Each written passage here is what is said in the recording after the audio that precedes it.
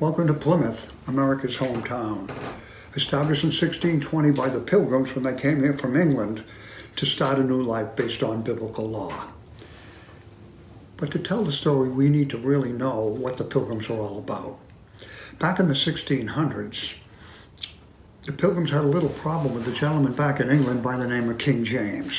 What's the problem they had with him? He was the King of England and the head of the Anglican Church. When King James set the law in England, he set the law for everybody. Everybody in England sat under the same rule of law, except King James. He was above the law. He didn't have to follow his own law. Not only that, if you belonged to his church, the Anglican Church, and you wanted to pray, knock your lights out, pray all day long as the subject of your prayer was King James. He thought he was God, divine right of kings. Kind of rubbed our pastor the wrong way. John Robinson, the pastor of the Pilgrims, took his folks out of the Anglican Church, and they had church in their homes. In other words, the Pilgrims separated from the Church of England. That's why we're called separatists.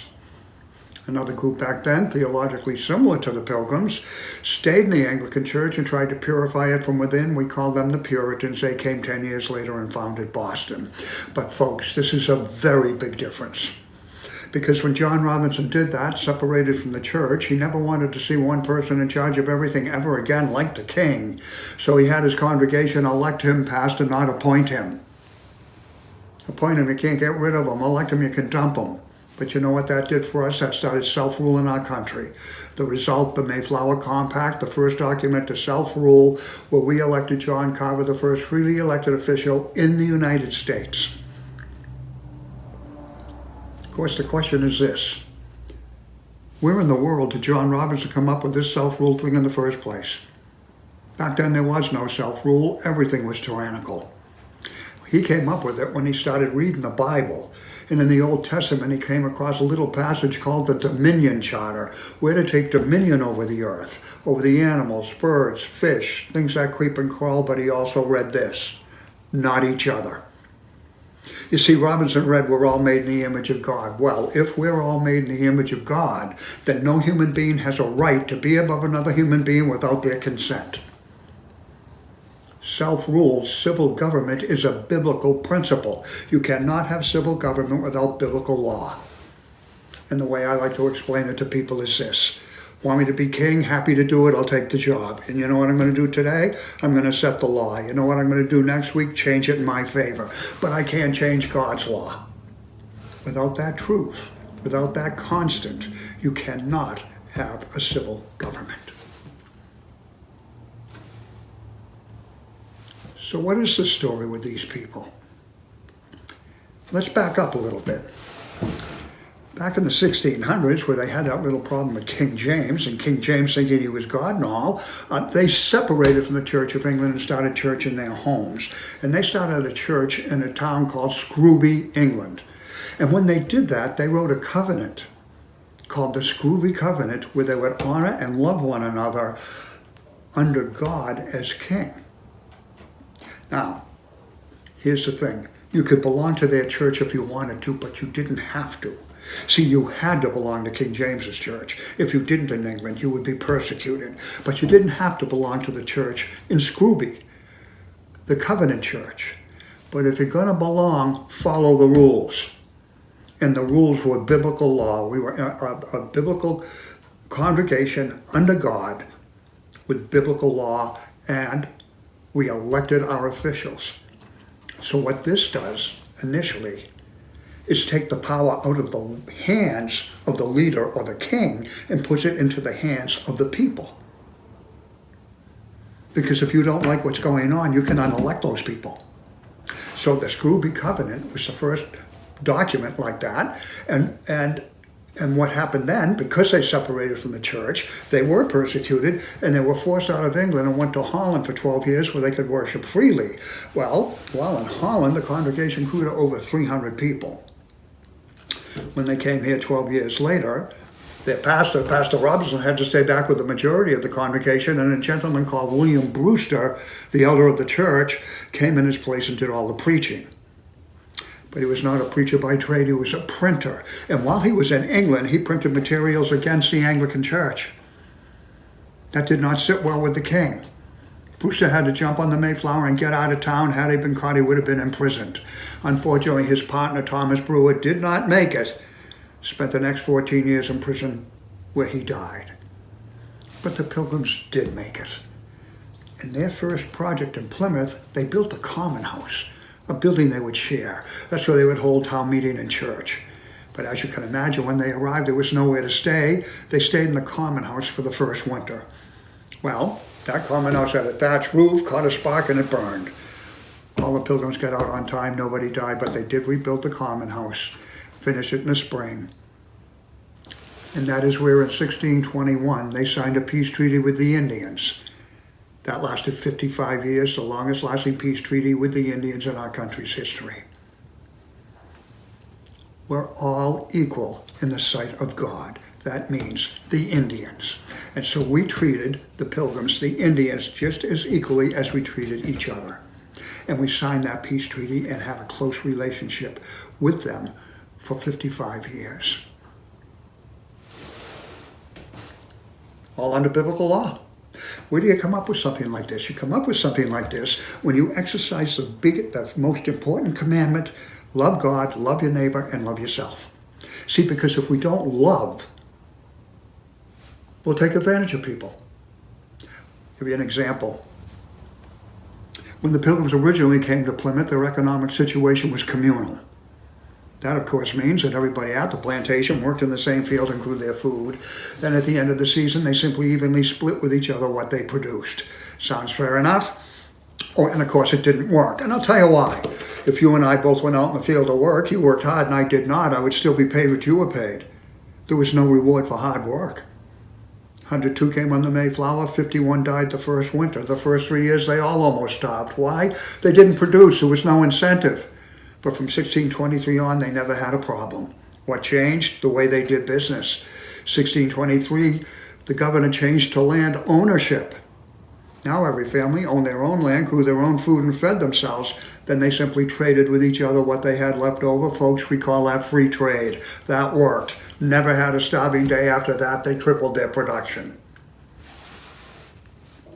See, even people who are Christians need to be checked on. We're all sinners. We all push the limit. So we need to be checked on. But what we really need to do is to love God, love your neighbor, and love yourself. That's what we need to do. See, now, here's the issue with the young men at the plantation. I'm an old man, and I'm crippled.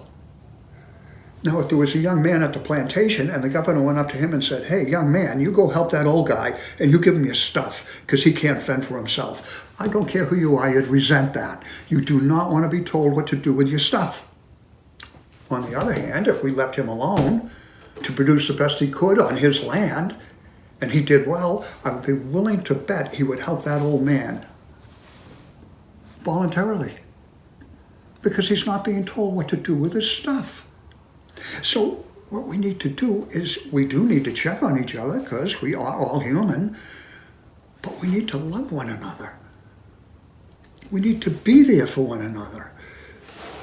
See, land ownership is a really big deal in Plymouth. And look, I sit on a river right here in Plymouth. And back then, we had a tribe of Indians in Plymouth called the Wampanoag Indians, and their chief Massasoit. But we did have another tribe here in Plymouth called the Pawtuxet Indians.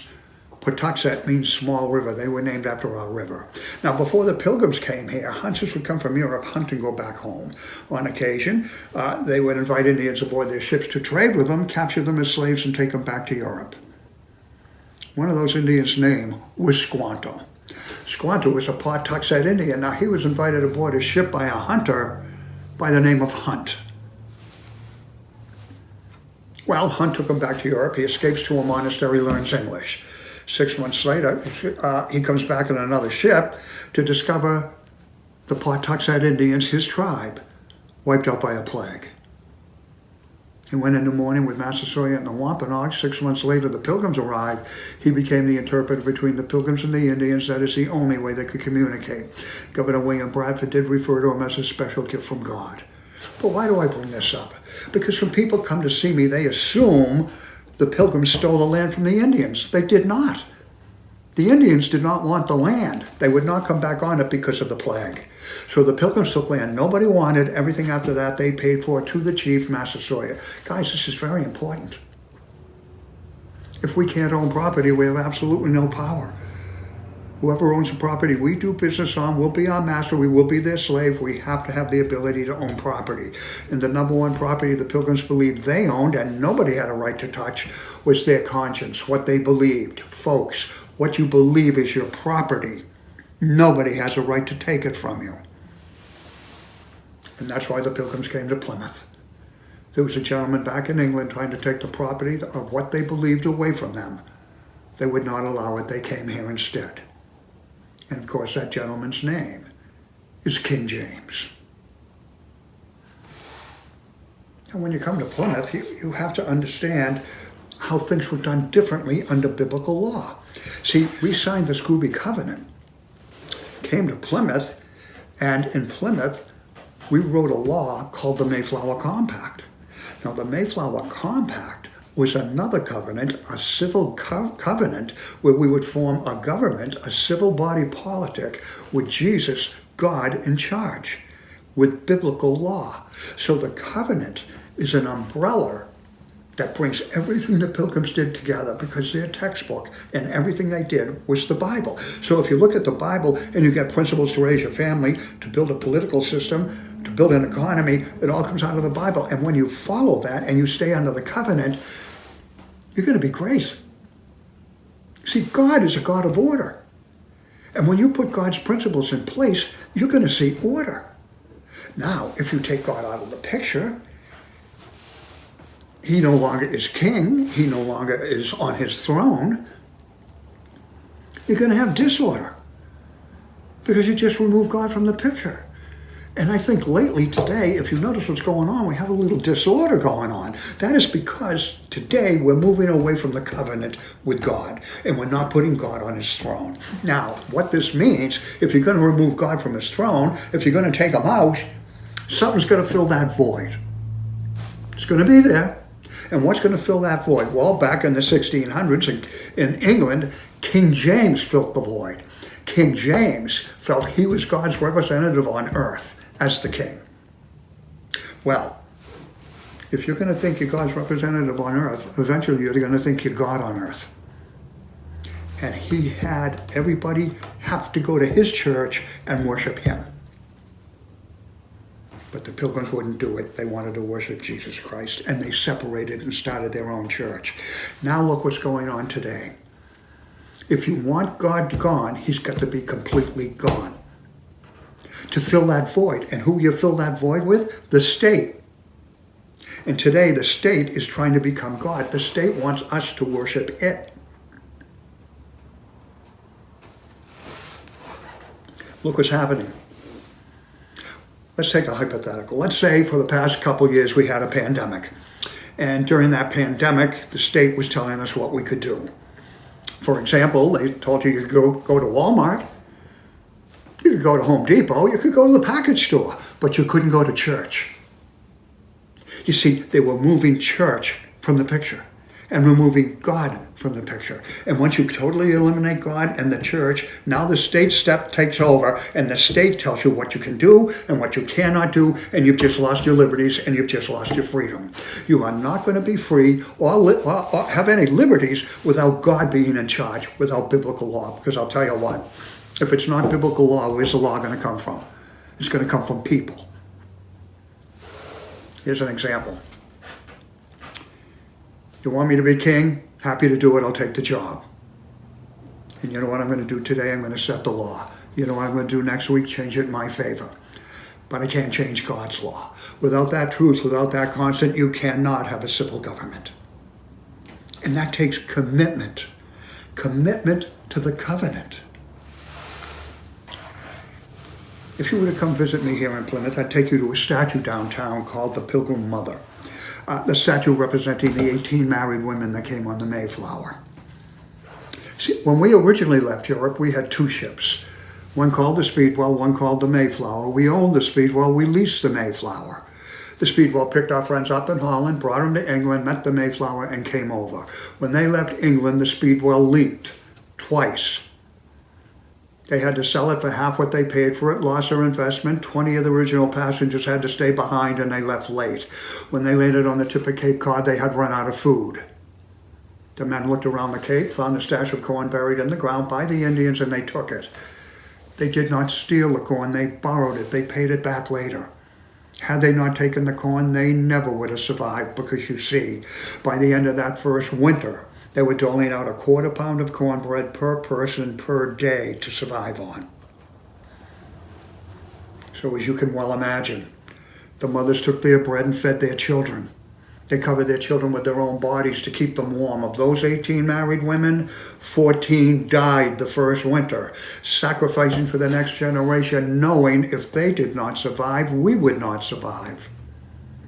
And written on the back of that statue, it says, they brought their families in a sturdy virtue and a living faith in God, without which nations perish. And while the women were making that tough decision, the men were making another one, hold back some of that corn. If they had no seed for the first season, nobody would have survived. They called that the starving time. And I'll be honest, when I tell that story, an awful lot of people ask me some difficult questions. One of those questions is, why in the world would these people do what they did? What would cause the Pilgrims to do this? Another question is, how do you pick 20 people to stay behind when your boat leaks? They didn't have to. 20 volunteered. You see, those first two starts were very rough. 20 had no problem staying behind. One of them was not William Bradford. When that event took place, William Bradford said this, like Gideon's army, the Lord thought us too many for the task at hand and cut our number down. And he got on the boat. In other words, he was saying, if you're not committed, stay home. And at the end of that first season, when Captain Jones got the Mayflower ready to go back to England, he turned to the 51 remaining Pilgrims and he said to them, I want you back on my ship. I'm taking you home. I cannot leave you here. Not one got back on. But I will tell you this. When that boat disappeared over the horizon, those 51 remaining Pilgrims fell on their knees and they wept. The last bit of civilization as they knew it just disappeared. So again, the question is this, why did they do it? Folks, they did it for you. They did it for me. They did it for posterity. They did it to pass that biblical law to the next generation. And now that's what we need to do. And that's why I'm so happy with homeschooling. If our country's going to be saved, the homeschooling movement is going to save it. We need to pass to the next generation what they need to know. Look, I told you folks, we signed a peace treaty with the Indians. We signed that peace treaty with a gentleman called Massasoit, the chief of the Wampanoag. Back in the 1600s, the Wampanoag lived right here in Plymouth and on Cape Cod and in New Bedford and in Rhode Island. He was chief of all of them, very important man, but he was also our friend.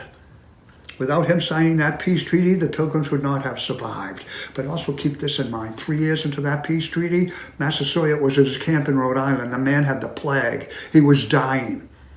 A gentleman from Plymouth by the name of Edward Winslow, once governor, put some herbs together, and Ed Winslow walked to Rhode Island to nurse Massasoit back to health. Winslow walked 40 miles.